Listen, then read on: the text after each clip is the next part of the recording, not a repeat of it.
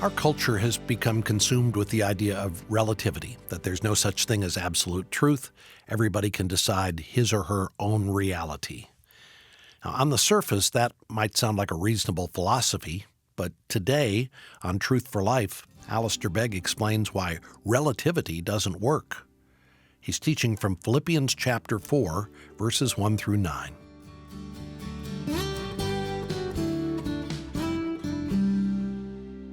The Christian's preoccupation is to be with that which is virtuous, which calls down the approval of God, and which deserves the praise of men.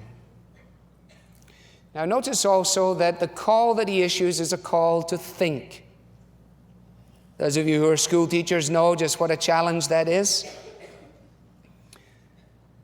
You're not at the point of getting them to think about certain things, you're just at the point of getting them to actually think. Now, folks, let's try and use our minds this morning. Let's do something radically different. And the same is true, again, I suggest to you, in a Christian church that has grown very fond of cliches and very fond of talking about how it feels about everything. And the call here is a call, and the word that he uses is a very important word, logizomai, which means to bring your faculties to bear upon these things.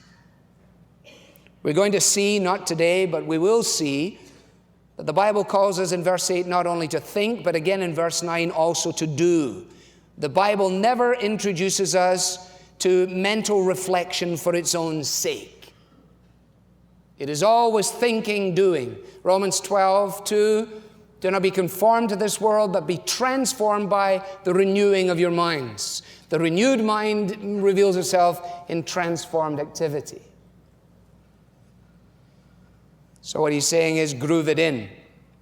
Bring all of your mental faculties to bear upon these things. I want you to think about these things in such a way that you groove into the thought processes of your life the very channels which will be approved of by God and which will be praiseworthy by men and by women. And this thinking activity is not a moment's thought in passing, but it is continual, it is habitual, because the human mind will always attach itself to something, and it is therefore imperative that we focus our minds on the right things. Now, if we were in a dialogue, we could stop for a moment and talk about the place of secular literature and the place of contemporary music and art and so on. We're not dialoguing, and so we can't. But I should let you know that I do not subscribe to the notion that we need to remove from the minds of our children all books which are not, quote, Christian books, in the fear that when they read Daniel Defoe, when they read Swift, or when they read Lewis Carroll, or when they read whoever it is they read, that somehow or another they will be violating Philippians 4:8 because it mentions in there something that isn't true or something that isn't honorable, etc. On that basis, you could never read any book at all. You can never even read the newspaper. This is a classic illustration of which we need to be in the world but not of the world. In other words, as our minds pass through that information, we do not bring our faculties to bear upon its error, taking it to ourselves, imbibing it, and grooving it in. As says somebody, but there is the risk there that you might. Yes, there is. And that is why it is imperative that from infancy, Deuteronomy 6, we train up our children. We talk about these things as we walk along the road and when we lie down and when we get up. We bind them on the tablets of our hearts and we make sure that it is grooved into their thinking so that when they encounter some evolutionary perspective, the antenna goes up and they come home and they say, Mom, what a strange thing. Mrs. So-and-so told me I came from a monkey. And the mother says, well, sometimes you act like a little monkey, but you didn't come from a monkey. Although your dad sometimes acts like an ape, but you didn't come from a monkey. Now that's the kind of thing we're talking about. Now the first thing on the list is truth. Finally, brothers, whatever is true. Think about that. Now that immediately poses a problem, doesn't it? In an earlier generation, at another point in history, at least in America, the notion of whatever is true could have been stated, acknowledged, and we might move on. But at this point in a postmodern culture, the fact of the matter is, if we say whatever is true, we hear the voice of Pilate from the first century saying, yeah, but what is truth? And the cumulative cacophony of sound down through the ages has reached epidemic proportions now in our universities and colleges. You may recall me mentioning being with my family in Johnny Rockets in Santa Barbara, and the waitress being from UCSB. And she telling us that she was a philosophy major at the University of California, Santa Barbara. And I just said to her in passing as she was giving us the ketchup, I said, and what do you think about true truth? And her rejoinder was, I don't think about true truth, because I don't believe there is such a thing. And as I dialogued with her, she could think of only one person in the context of her philosophical studies, and she was now in her third year, who had given any indication that they believed in such a thing, so that when somebody said, whatever is true, think about that, they would go, gotcha, will do. Everyone said, depends what you mean by true. You see, relativism, which is what we're dealing with, claims that what we think is knowledge, what we think is a firm grasp of truth and reality, is really only an opinion. You can say it's true for you, but it sure isn't true for me. Now, unless I'm living in a bubble, my experience is that this is one of the great conversation finishers, the things that people say to us that end up being a terminus for us when we don't know where to go next. We've done our best, we shared a little bit about our experience, we mentioned something from the Gospels, and then all of a sudden their rejoinder is, well, that may be true for you, but it's not true for me. What do you do then? Because you see, relativism claims that objective universal truth just does not exist. You say, well, please don't get off on this, Alistair. This is a sideline. No. It's tangential to our study, but I want to stay with it for a moment or two. The extent to which this is the case is borne out in every research study at the moment in this country. In 1991, the Barna Research Group found that 66% of American adults didn't believe that absolute truth exists. Specifically, these individuals, when interviewed, agreed that, quotes, there is no such thing as absolute truth. And two people, they said, could define truth in totally conflicting ways and still both be correct. When relativism is the standard by which everything is gauged, then there is no objective standard by which things may be ratified. Do you see how difficult it is to be an attorney in these days? How in the wide world do you get a verdict in a court of law with a jury of 12 people, 3 out of 4 who believe in relativism? And a judge sitting behind the bench who himself has concluded there is no such thing as truth. Most disturbing of all is the fact that the researchers discovered that 53% of those who declared themselves to be born-again Christians also maintained a relativistic view.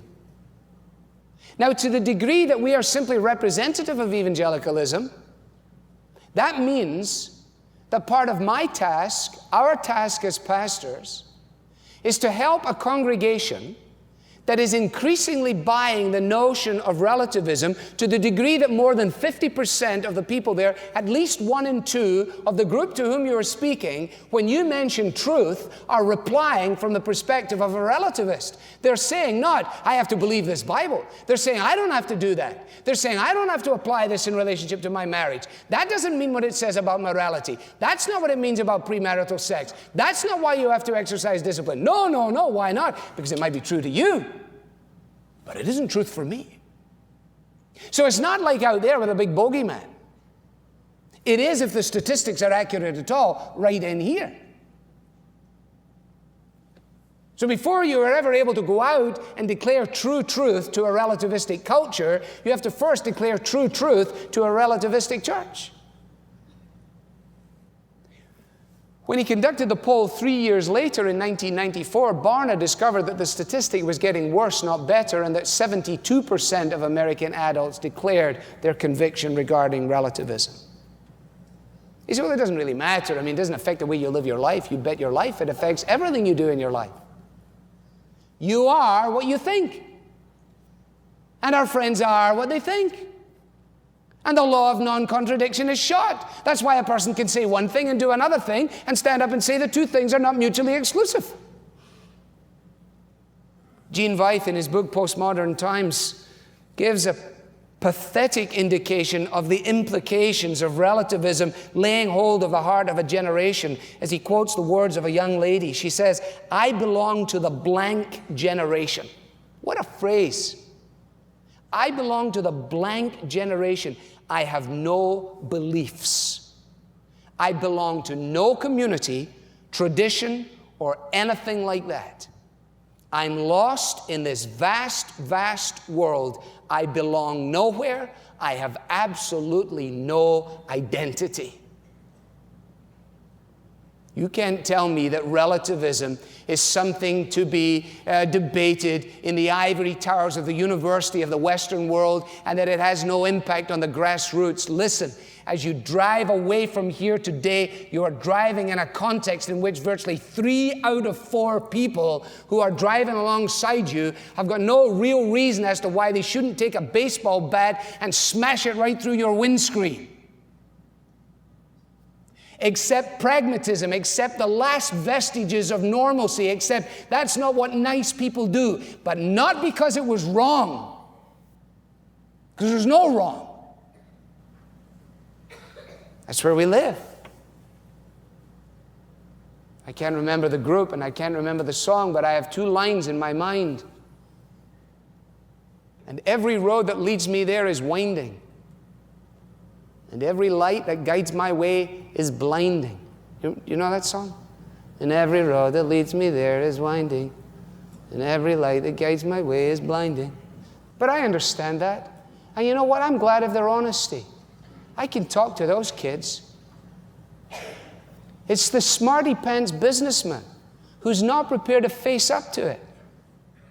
Every road you take winds. There's no direct point between A and B for you. And every light towards which you move blinds you in its iridescent glow. It's vain, it's empty, it's futility. That's why you feel how you feel. That's why nothing tastes. That's why there is nothing in the extra zero at the end of the paycheck. It leads nowhere. Well, you say, okay, you made the point, very good. Don't you think you should stop now? Yeah, probably I should stop. But what do you say to these people? That's the question. Well, you know, you have to say, let's get another coffee because this is probably going to be quite a long discussion. I don't think it's a good idea to say, when they say, well, you know, that may be true for you, but it's not true for me. I don't think it's a good idea to say, you know, you're a real dumb, self-contradicting nincompoop. You know that?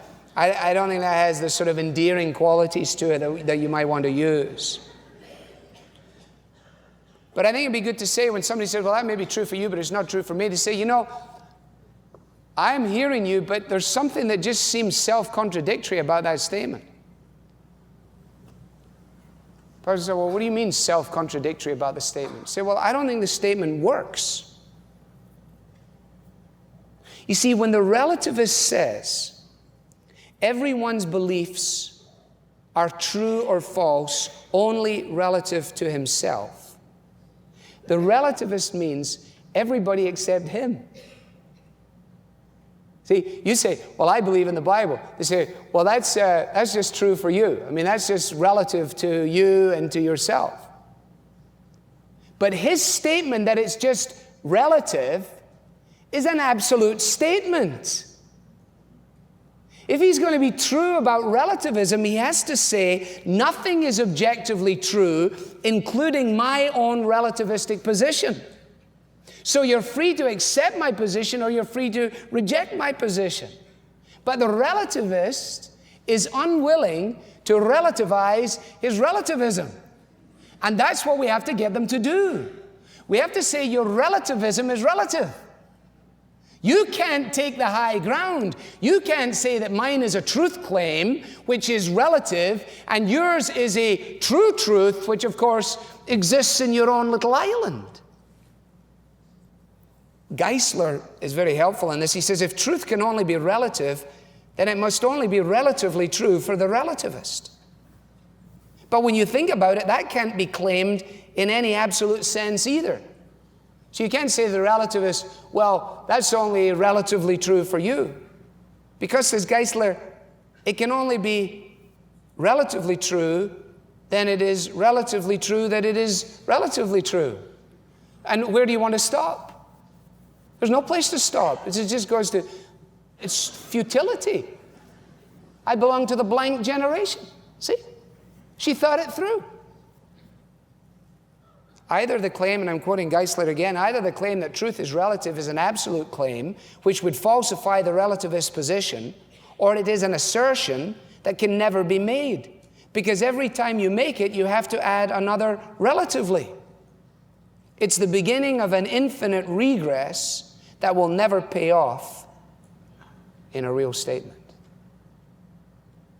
The Christian conviction, the biblical worldview, says that truth is discovered not as a result of human speculation, but that truth is discovered as a result of revelation.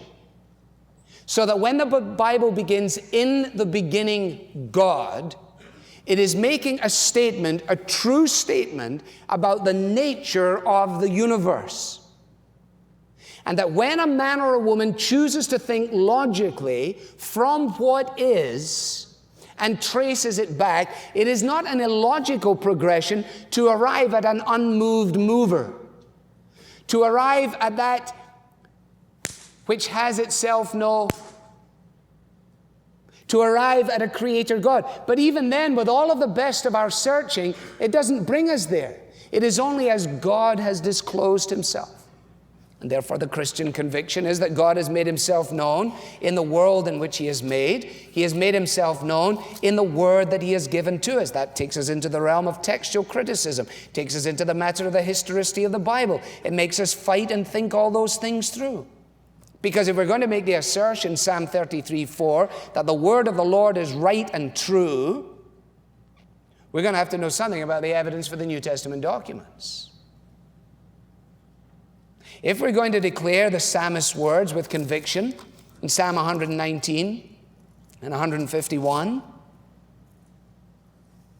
yet you are near, O Lord, and all your commands are true. 160, all your words are true. All your righteous laws are eternal. Then we are challenging the blank generation that surrounds us. Now here's the thing that we're going to see, I hope. That is that just in the same way as we cannot think of knowing the peace of God in abstraction from these virtues, we cannot ultimately understand truth except as it then is extrapolated for us. Because I think that nobility, rightness, purity, loveliness, admirability, excellence, and praiseworthiness are all ultimately characteristics of truth.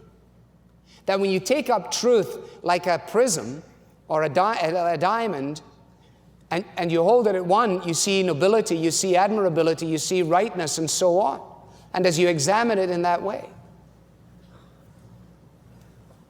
So the Christian does have a view on contemporary art. There is a reason as to why it would be possible for us to argue that the work of Salvador Dali is in many cases ugly. Because it is an expression of a worldview that is not ordered by truth. And here is the means, incidentally, young people, as we'll see, of how to choose your albums, sacred and secular. Here is the way to determine what pieces of art you want to have in your home. Here is the plumb line against which we can discover how to build a library. Because a Christian way of thinking is not just thinking Christian thoughts, singing Christian songs, reading Christian books, going to Christian schools. It is learning to think about the whole spectrum of life, scientific and sexual, material and maternal, from the perspective of a mind that has been trained in truth.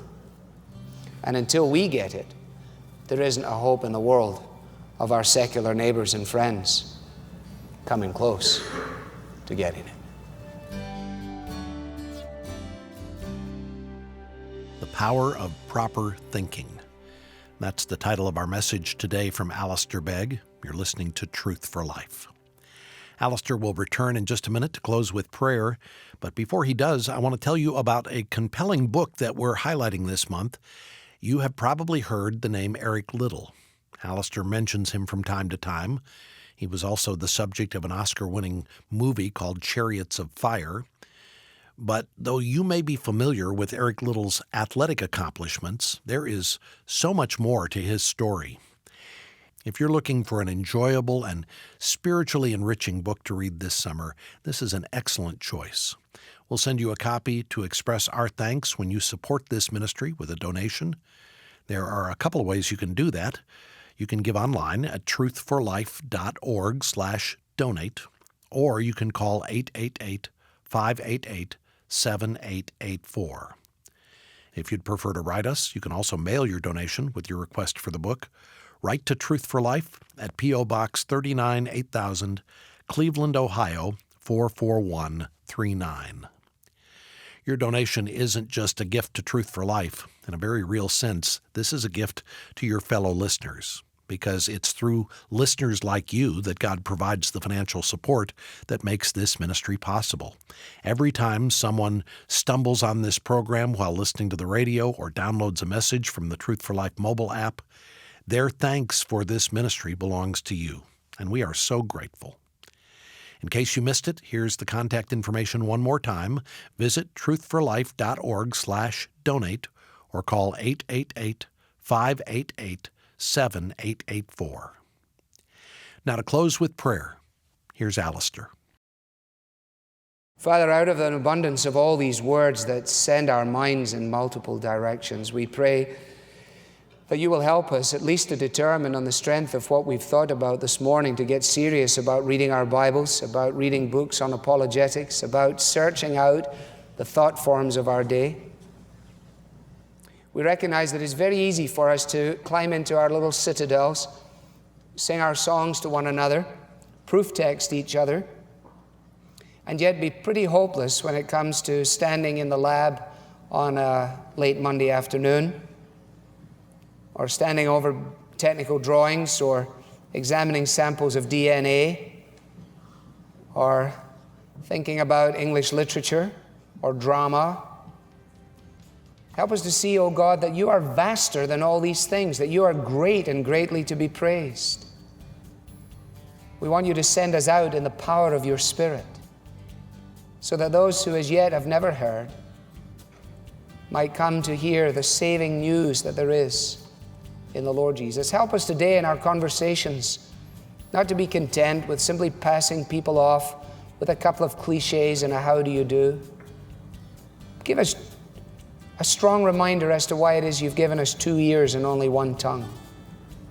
For Jesus' sake we ask it. Amen.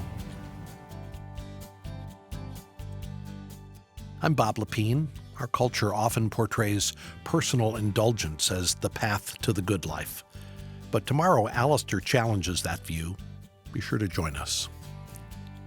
This daily program features the Bible teaching of Alistair Begg, and it's furnished by Truth for Life,